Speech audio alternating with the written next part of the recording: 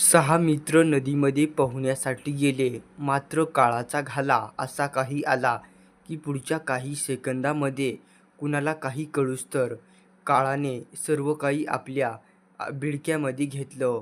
मित्रांनो, ही अतिशय धक्कादायक घटना आहे उत्तर प्रदेशमधील फतेहपूरमधली. 6 मित्र जेव्हा नदीमध्ये पोहायला गेले, अचानक नियतीचं क्रूर कृत्य.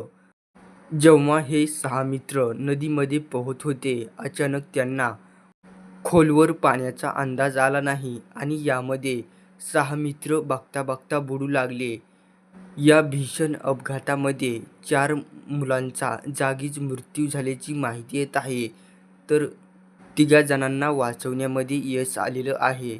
उत्तर प्रदेशमधील फतेहपूरमधील या घटनेने संपूर्ण देशामध्ये हळहळ व्यक्त केली जात आहे.